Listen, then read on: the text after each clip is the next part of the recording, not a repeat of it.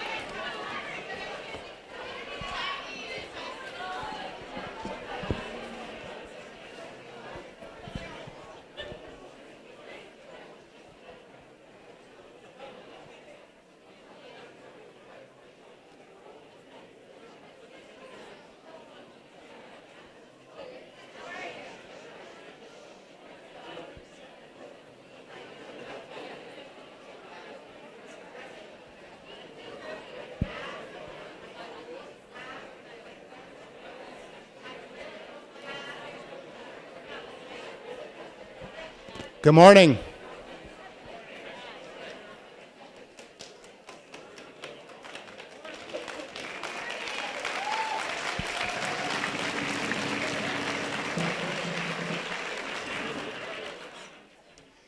Good morning. What a festive mood there is. I just feel the energy up here on stage. Blue Bombers, you have a lot of energy.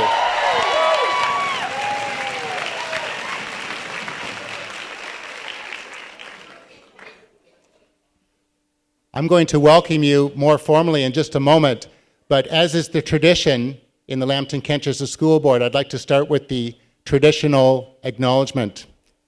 We acknowledge that the land on which we are gathered is part of the traditional territory of the Chippewa, Ottawa, Potawatomi, and Delaware nations. These indigenous nations, known as the Anishinaabe and Nunpuao, agreed through their ancestral languages to the mutual sharing of the land, with obligations and responsibilities to the environment.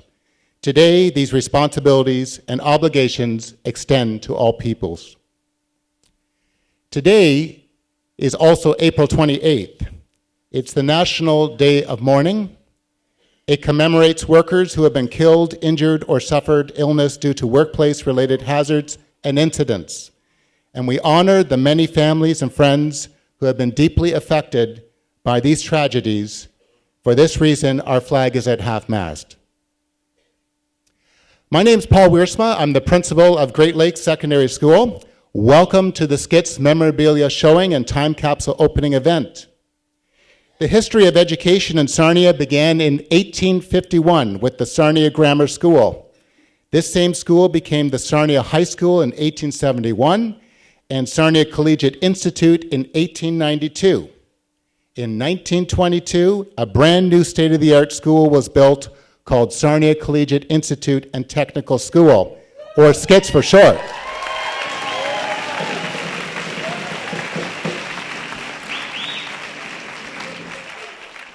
And you are sitting in the auditorium of the original 1922 building.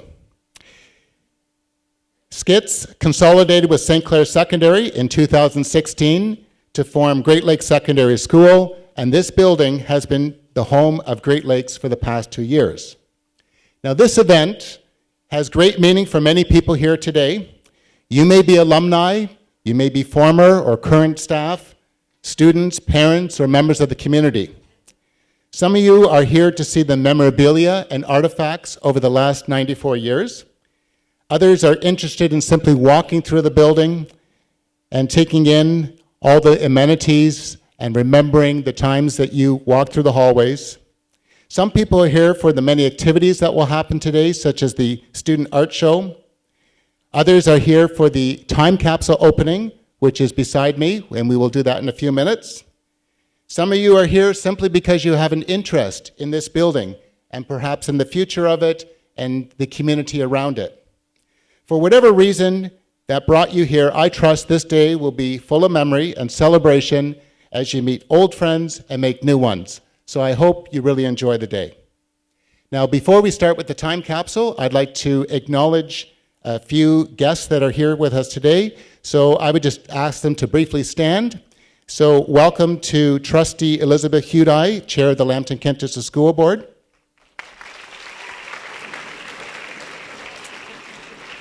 We have Trustee Dave Douglas.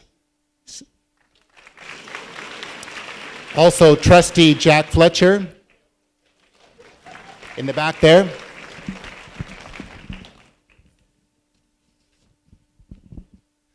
Also, I want to acknowledge the presence of Aamjiwnaang First Nation Chief Joanne Rogers.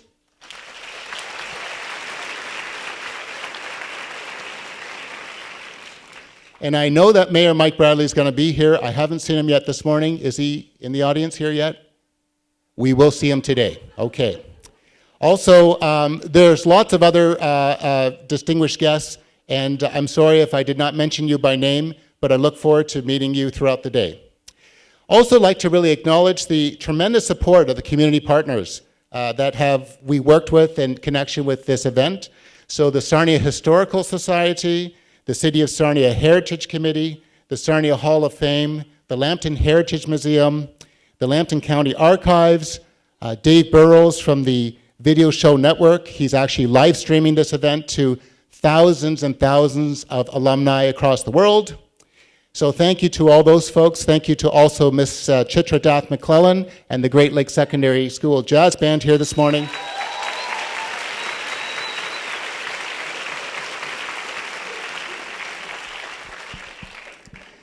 So I wasn't really sure what kind of mood to expect this morning, but I'm sensing there's a lot of energy, lots of festivity, and I think an occasion like this probably calls upon us to dig back and sing the S.C.I.T.S song. So before we do that, just for those folks that are not familiar, the S.C.I.T.S song was written by S.C.I.T.S alumnus Alison Rowell. She wrote the song in the early 1950s. It was actually the only song she ever wrote. Now, is she here today by any chance? Wouldn't that be cool if she was here? Okay. So the song has been sang over the last 60 years, and I'm going to hand it over to Ms. Dath McClellan, who will lead us through it.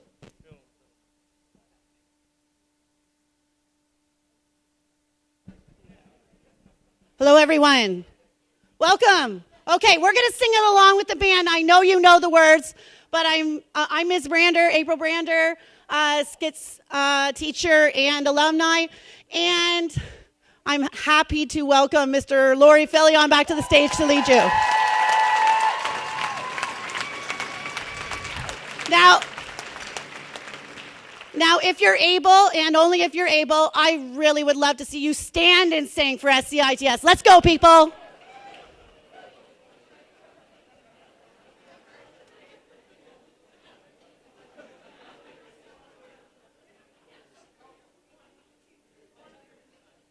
Twice.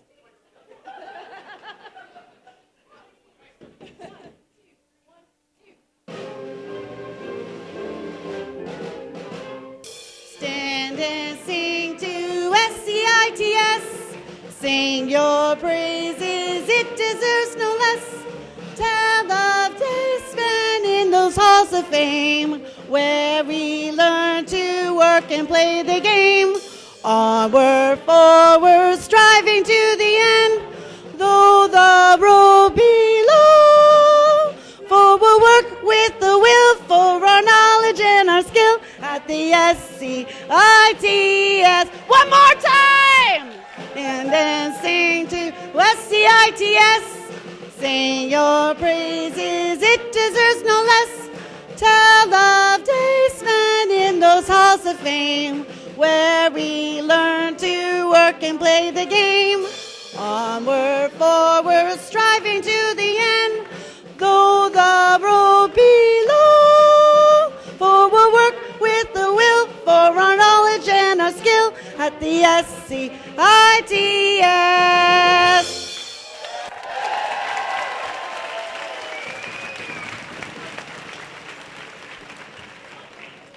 Okay, and one more time for old time's sake. It goes like this.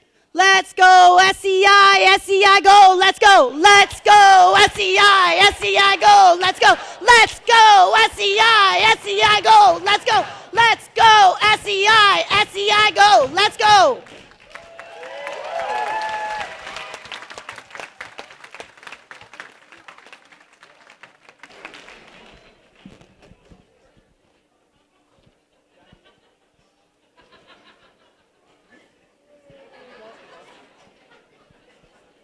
Wonderful job.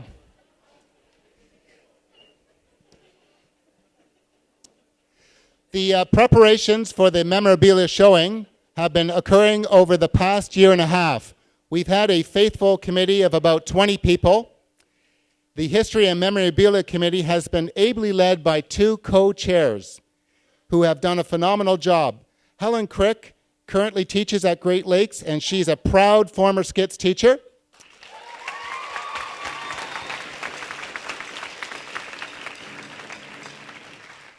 And Lori Webb is the supervisor and curator of museums for the County of Lampton. She is a proud S.C.I.T.S alumnus. Please welcome Helen and Lori.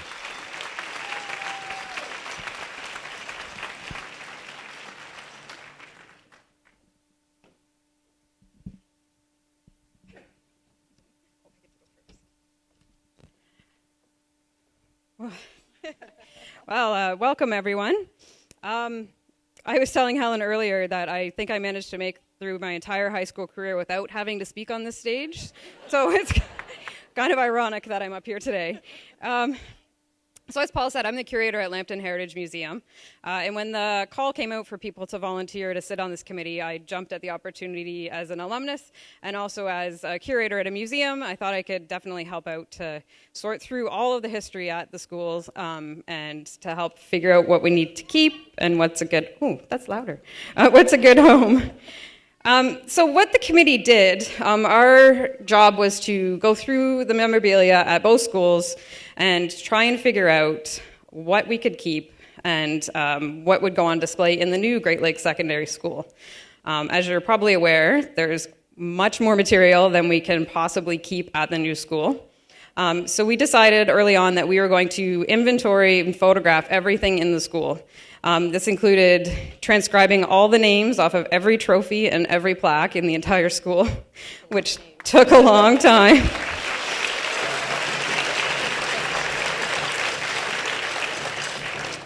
And we also photographed everything as well. And our hope is that in the future we can have that information available on the S.C.I.T.S vault, which is on the S.C.I.T.S website and currently hosts all of the yearbooks from 1921 until 2016, I believe.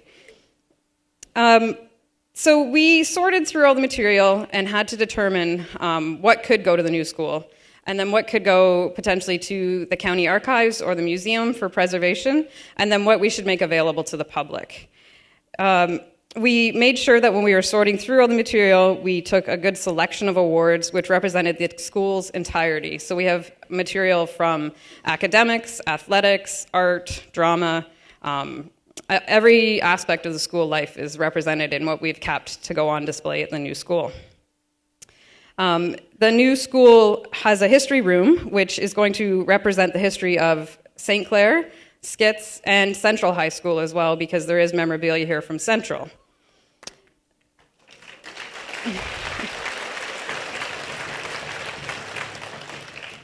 So that is our next task, I guess, is to get everything into the new display cases at some point.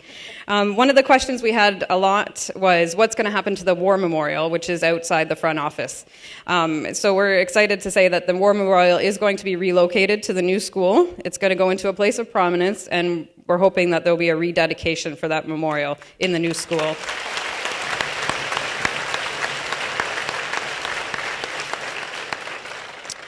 And the committee worked very hard. There's a number of committee members here today. You'll see them throughout the school. So if you get a chance to stop, we're all wearing name tags. Stop and say hi, and definitely thank everyone who worked so hard. Helen and I did not do this on our own. We had so many people that were helping us out, and even people that weren't on the committee that just offered to help occasionally too. So it really was a huge group effort. So thank you to everyone on the committee for all your hard work, and we really appreciate it. And I'm going to turn it over to Helen. Thank you. Stay up here. So when planning for today, I thought back to what this scene might have looked like in 1921. I guess it's that history teacher in me. There would be excited students, proud education officials, and community members. Well, here we still are. While fashions may change and faces age, the importance of education remains. In contrast to the past, however, we are being live streamed for people who couldn't make it here to still be involved in real time. Wonder what those kids in 1921 would have thought of that. Oh, and hi, Joan. So when our committee formed with the amalgamation of the two schools, we had no idea what this task would entail. But I've loved most minutes of it. I have met fabulous people. I have great connections within the community, and it just demonstrates to me the power and passion that comes from this building. So after the opening of the time capsule, we'd like to invite you to take a tour of the building, to wander around, take a trip down memory lane. In the cafeteria, we have memorabilia available for a donation. The gym has jerseys and spirit wear available for sale. The 75th anniversary organizers are meeting out the front here for snacks and treats. The GLSS Student Art Show is down in 111. Original newspapers from the time the school opened are on display up in 304. And the library staff invite you to remember them downstairs and come for a visit. Yearbook information can be found in room 118. So I know that's a lot of information, and you weren't all taking notes. So like Lori mentioned, there's a bunch of us walking around today, but please My home is your home. Please walk around, make yourself at home, wander, visit with everyone. Please also be aware that there are students from GLSS who may ask you for an interview to document your story in video format for their class project, Education Never Rests. While there isn't a barbecue at the school today, I would encourage you to be like our current students and maybe like what you did in the past and visit Mitten Village restaurants like Harry's, Five Corners, Personal Touch, Italia's, or even walk downtown to the many eateries there. The S.C.I.T.S building has been a center of the Sarnia community for almost 100 years. While today is about reflection and memories, I would invite you to take your bomber spirit and involve yourselves with the teenagers at GLSS. More than ever, our teens need mentors and caring people in their lives through academic and extracurricular involvement. There are opportunities through co-op placements, sports, games, competitions, drama productions, and so many more events to show your support for our young people. Thank you so much for coming out today and sharing in this momentous occasion. Please come up and give me a hug later. I'll be down in the cafeteria with the memorabilia.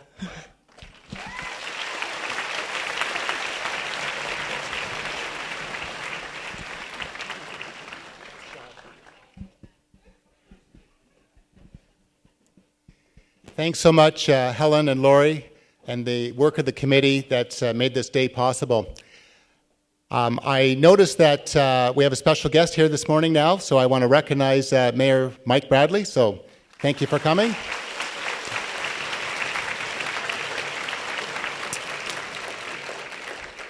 Okay, at this time, we're going to look at our time capsule. So I'm going to introduce Constable Jim Mccabe. He is an officer with the Youth Division. I'm going to ask him to come up front at this point.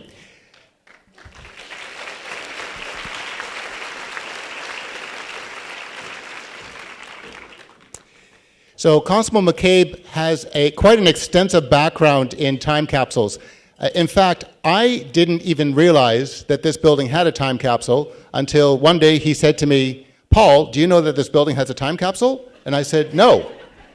So, and I think a number of us were taken by surprise, but he went through the old newspapers and he found the references. So in honor of that, we're going to have Constable Mccabe talk a little bit about the history of the time capsule and also open it for the very first time. And I can tell you that, and I won't steal all the story, I'll just tell you very quickly though, that the cornerstone is at the northeast part of the building, so you can take a look at that. We had some masonry people remove the time capsule from the cornerstone, so the cornerstone's kept intact. That cornerstone was laid on August 9th, 1921. So it's about 97 years old. And so we're going to be opening it live, being live streamed across the world, and you will see for the very first time what is in the capsule. So Constable Mccabe.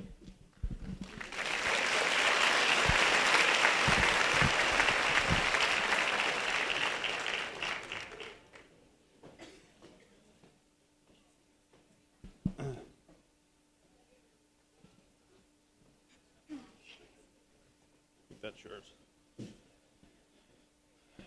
Thank you, Paul. One thing about the S.C.I.T.S time capsule that I really like is the tremendous amount of research that went into putting this capsule together.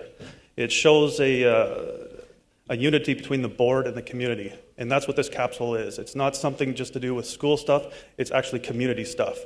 We're going to hopefully see stuff in here, the Sarnia Canadian Observer. We're going to see sample bottles of oil from Imperial Oil. We're going to see the history of the Amjadong people, both in the Ojibwe language with an English translation. We're going to see a history of the Board of Education to when it was birthed back in 1838. So these contents that we're going to open up here, they will be a display for everyone to see. They'll just be outside the auditorium here, so please feel free to come by and examine them, take photos of them. They are being preserved, and Lori's going to look after the preservation element of that. So we had a plan to have everyone out there at the northeast corner, and unfortunately weather didn't really cooperate with us, and the amount of work that took to get this out, it took about 3-4 hours of stonemasons to get this box out. So it was a challenge. It was actually, if you were looking at the cube itself, the stone, it's a cube-shaped stone, 36 inches wide, about 14 inches high, and 18 inches deep. So it weighs about 800 pounds approximately, and I'm just probably being generous with that. So there was no way we could take the stone out and bring it into school, because that was our plan, but it was just too heavy to manhandle. But if you were looking at the stone itself, this capsule was actually in the bottom of the stone. So if we had the stone here, we'd have to break the bottom of the stone to bring this capsule out. So it was well sealed. Hopefully everything's well preserved and it's not a pile of mush or dust. But anyway, we'll find out. One other thing, this trowel that's here, it is engraved. It was used in 1921, August 9, 1921, to seal the cornerstone. It's got some engraving of the man who did it, a Dr. Merchant, and it's got some inscription with some detail there about how it came to be and the date, and just so it's preserved. So this will be preserved as well. This, as well as the box, will be going over to the new Great Lakes site.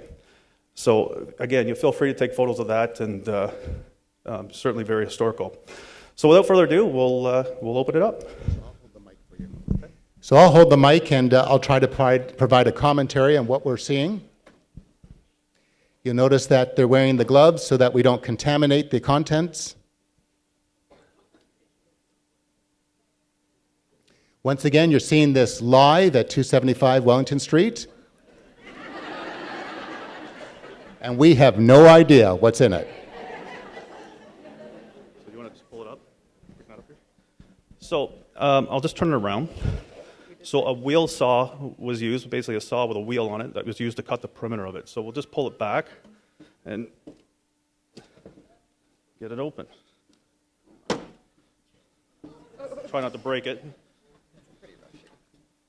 Yeah, some stuff here has been weathered. So it looks like a booklet of some sort, in very fragile condition.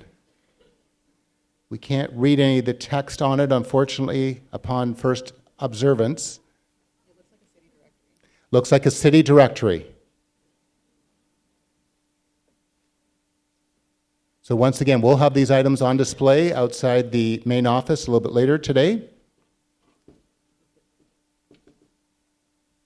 Very, very fragile. I'm seeing text. So I'm seeing names of various people, a directory, city directory, county directory perhaps. Okay, it's been verified as a county directory. Looks to be like a newspaper. What's the date on that? In very good shape. August 9th, 1921.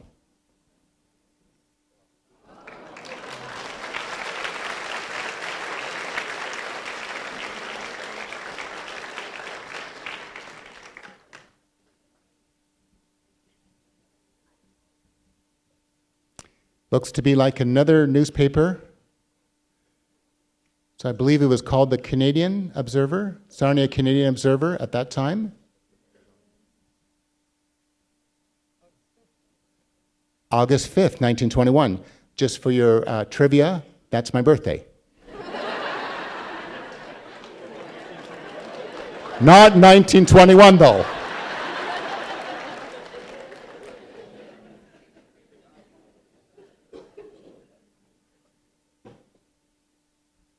Look like the vials from Imperial Oil. Potentially the vials that contained the oil from Imperial Oil. Actually, they're looking fairly intact.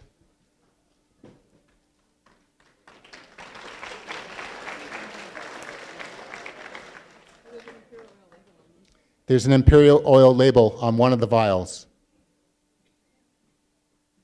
I have no idea what this is. We have an item that is unidentified at this point.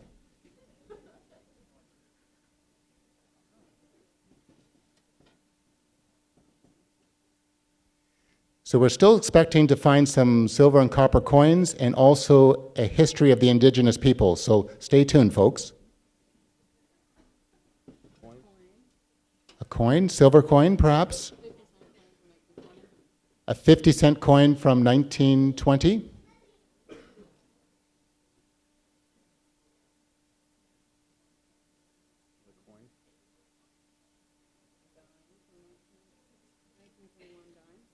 A dime from 1921? Everything in here is a bit mushy. We're starting to get into the mushy part. Too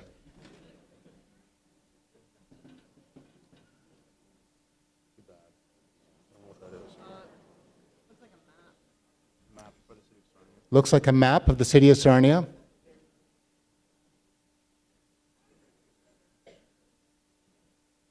Better just to turn everything over.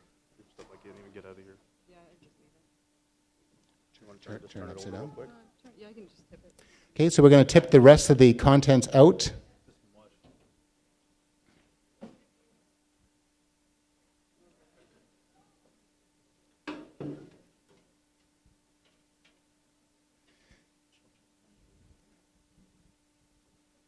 So we've just found a few more coins. 1921 penny and a 1920 quarter. And what you have on top of the table looks mainly like decayed paper products of some sort. Well, there you have it, folks. I think we got it.